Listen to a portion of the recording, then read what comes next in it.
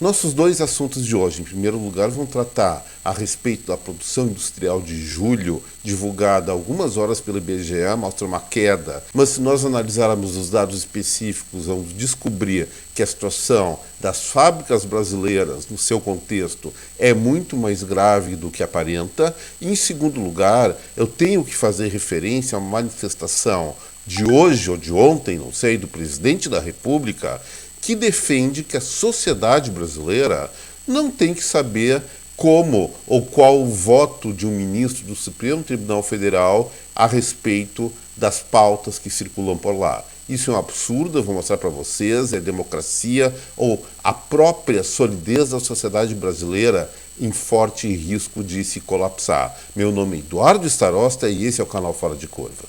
Bom, vamos começar pelo tema de hoje mais ameno, mas realmente é barra pesada o que está acontecendo com as fábricas, com a indústria brasileira. De acordo com o IBGE, a produção industrial de julho agora, de 2023, caiu 1,14% frente ao mesmo período do ano passado, ou seja, julho de 2022. Esse resultado é formado por dois grandes números. Primeiro, a indústria extrativa mineral, que é aquela que extrai metais da terra e provavelmente vai vender prioritariamente para a China. E depois temos também a indústria de transformação, que é aquela que pega mercadorias e transforma em outros produtos, agregando valor. Na questão da extrativa mineral ou mineração, o Brasil ainda vai muito bem, obrigado. O crescimento específico de julho foi de 6,99%, impulsionado, é claro, pela alta das importações chinesas, como eu falei, em relação ao mesmo período do ano passado. Mas o problema realmente está centrado na indústria de transformação, que efetivamente é o que gera a riqueza desse setor produtivo no país. A queda foi de 2,5%. Lembrando, nos últimos 4 meses, houve 3 meses de queda e apenas 1 mês de expansão, que foi apenas de 0,28% que aconteceu em maio. Então eu afirmo muito tranquilamente, como mostra esse gráfico que eu estou expondo a cada um de vocês, a indústria de transformação do nosso Brasil, sim, ela está em recessão ou pelo menos numa estagnação de muito longo prazo. Mas esse termo indústria de transformação ainda é um conceito muito amplo para nós entendermos o meandro, a seriedade do que está acontecendo aqui no nosso país com as nossas fábricas. Vamos frisar o seguinte, a indústria de transformação, ela comporta vários gêneros de fábricas. Pode ser produtos da alimentação, assim como pode ser metalurgia ou produtos de metal. Também podemos incluir nesse escopo vários segmentos ou gêneros, que é o mais correto falar, de elevadíssima tecnologia. E é esses que nos interessa mais, porque é com a agregação de valor pela tecnologia, pela produtividade e pelo conhecimento, que a produção interna do Brasil pode gerar excedentes interessantes que alavanquem a riqueza do país. Mas olha só o que está acontecendo. Repetindo, a indústria geral, agora em julho, registrou queda de 1,14% e só a transformação 2,5%.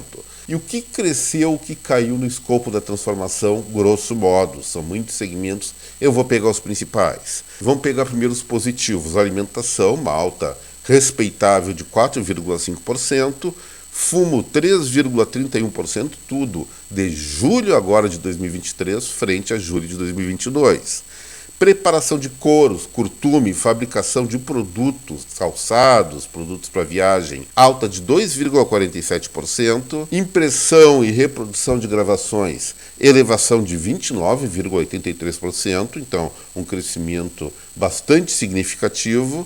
Fabricação de coque, produtos derivados do petróleo, alta de 1,63%. Então nós observamos que os ramos industriais que realmente cresceram no Brasil em julho e vem mantendo um histórico, um desempenho razoável nos últimos meses e anos, são de transformação muito simples. Agora vamos pegar aqueles que mais geram valor agregado ou que têm mais tecnologia embarcada. Como é que está a situação? Produtos químicos, queda de 6,69%, sendo que o último mês de crescimento, deixa eu ver quando é que foi lá em setembro do ano passado. Continuando, produtos fármacos e farmacêuticos, retração de 5,64%. Equipamentos de informática e produtos eletrônicos e óticos, ou seja, alta tecnologia, queda de 25,28%, sendo que essa redução da produção em relação ao mesmo mês do ano anterior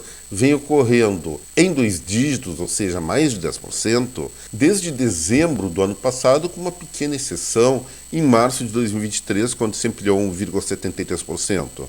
Mas vamos ver, como eu falei, em julho queda de 25%, junho de 15%, maio de 13,6%. É tudo nessa base. Já no âmbito das máquinas e equipamentos, que é o fundamental da indústria, a queda de julho foi de 9,77%, sendo que, desde o início do ano passado, ou seja, janeiro de 2022, a série histórica anterior eu não tenho aqui, só resultados negativos, ou seja, decadência total. Não é uma questão, então, desse governo, tampouco do interior, mas um contexto extremamente tenebroso para a indústria brasileira. Me surpreendeu muito o pronunciamento do presidente da Federação das Indústrias de São Paulo. Não preciso dizer que São Paulo é o maior centro de fábricas do Brasil e a Fiesp, durante muitos anos, foi a vanguarda do pensamento empresarial do nosso país. Pena que não está mais assim. Ele colocou o seguinte, não sei se foi propriamente o Josué Gomes, que é presidente da entidade, mas a Fiesp formalmente declarou que a culpa do contexto atual é pelos juros elevados. Será que é só juros elevados? Até parece que essa não é uma situação que vem de décadas atrás. E aí, com a Selic a 11,25% agora, vamos jogar toda a culpa em cima das taxas de juros nesse momento? Será que é só isso mesmo, gente? A gente conversou bastante sobre isso em edições anteriores do Fora de Curva e é evidente que não. O primeiro ponto de atraso, o primeiro ponto retrógrado da indústria brasileira é a própria mentalidade de quem lida com a indústria. Não só o setor público com elevadíssima carga de impostos, burocracia, leis trabalhistas super atrasadas em relação ao que se pratica no resto do mundo, mas também a própria mentalidade empresarial que busca protecionismo, busca não concorrer com o mercado externo e acaba dando vários tiros no próprio pé, se tornando praticamente, como conceito, um ente imobilizado. Isso não está certo, existem soluções clássicas no mundo, como na Coreia do Sul, como em Taiwan e vários outros lugares que podem servir de exemplo, que devem considerar, sim, é claro, juros mais reduzidos, especialmente para investimento, mas também, além de queda da burocracia, de impostos, abertura para a competitividade.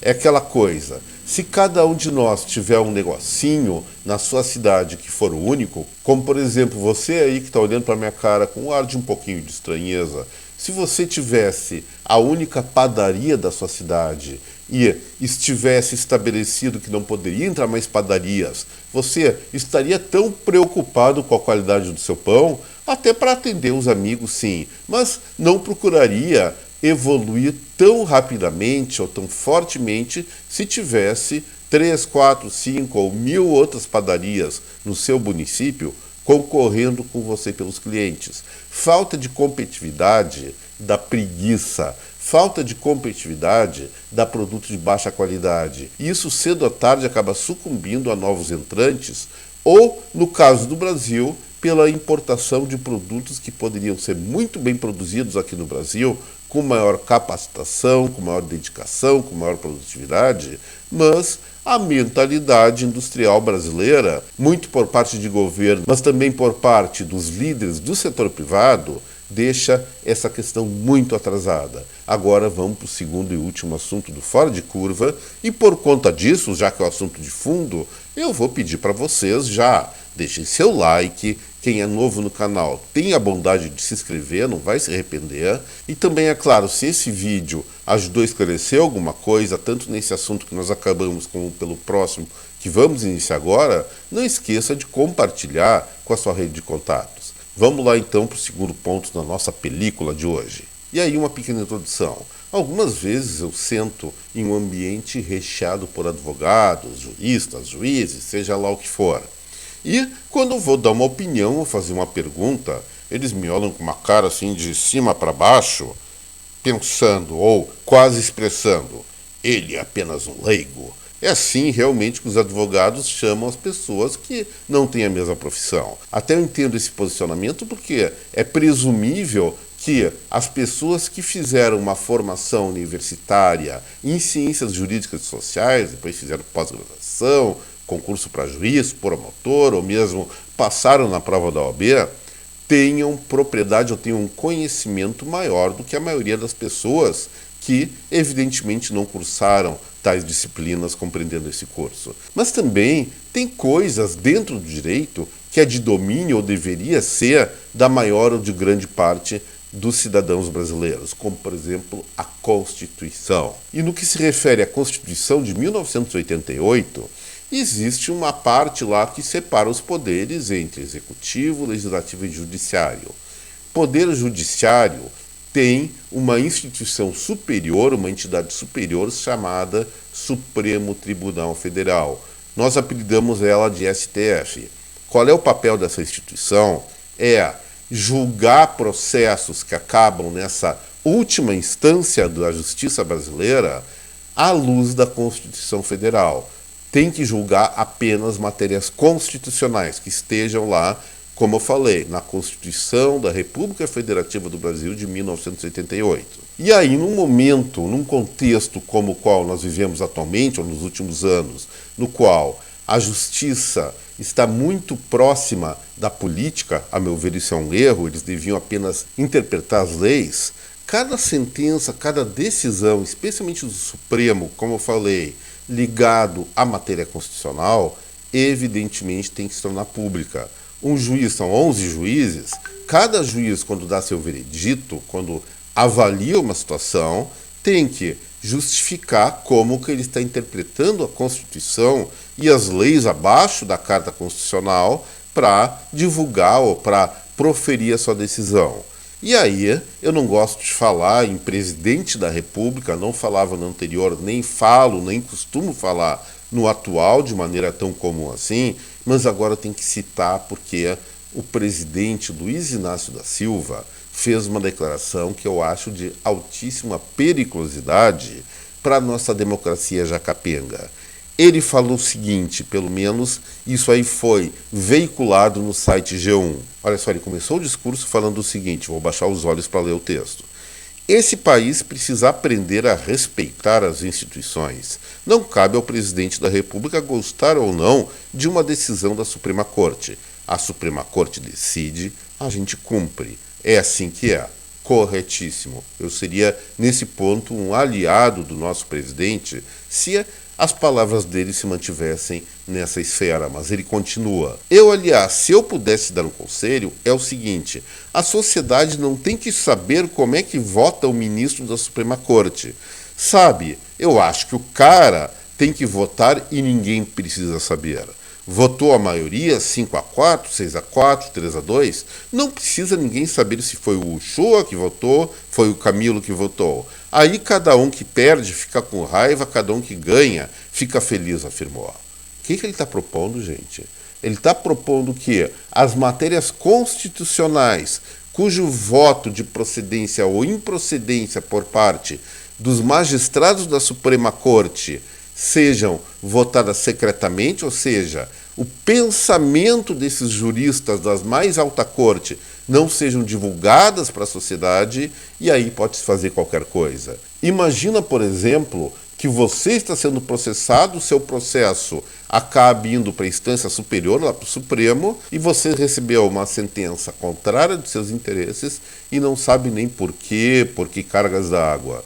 Vai ficar feliz? E se isso envolve a sociedade toda e o mérito constitucional fica completamente alienado para a sociedade, significa que no momento em que a população brasileira, mesmo sendo leiga, perde o acesso à justiça, perde o acesso ao conteúdo da justiça, a justiça morreu. Espero que essa história não ande para frente, espero que isso aí tenha sido apenas um devaneio presidencial, mas lamentavelmente eu acredito que para ele afirmar para o presidente Luiz Inácio da Silva, eu não costumo mencionar apelidos a pessoas que representam o nosso país, mas Se isso veio de alguma articulação política, gente, vão abrir muito olho. A justiça, ela está sendo muito questionada, e não é apenas por uma questão de torcida, porque eu sou de direita, eu sou de esquerda, eu sou de centro, eu sou anarquista.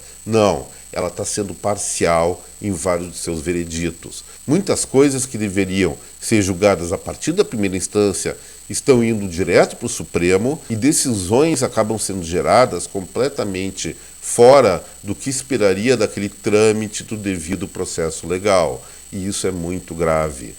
Pode dar agilidade a alguns pontos, mas muitas vezes temos que abrir mão da agilidade pela segurança institucional, que realmente no Brasil, nesse momento, ela está, não vou dizer ameaçada, ela está maculada, ela está depauperada. E se andar essa proposta do presidente da República, como eu falei, eu não acredito que isso parta exclusivamente da cabeça dele, sim de uma organização política por trás. Realmente nós temos muito a lamentar, não lamentar, muito a se preocupar, porque o nosso futuro está seriamente ameaçado por uma ditadura que talvez fique pior do que aquelas que vocês, cada um de vocês imagina que seja a mais torturante possível. Justiça sem clareza não é justiça, é máfia, é nepotismo. Como diria minha mãezinha lá em São Paulo, e tenho dito. E por hoje era isso, espero que vocês tenham gostado do conteúdo do vídeo, o assunto realmente é pesado, e se gostaram, vou lembrar de novo, deixem seu like, compartilhem esse vídeo com essa rede de contatos, e, para quem é novo aqui no canal, inscreva-se aqui no Fora de Curva. Um forte abraço a cada um de vocês, até breve, tchau gente!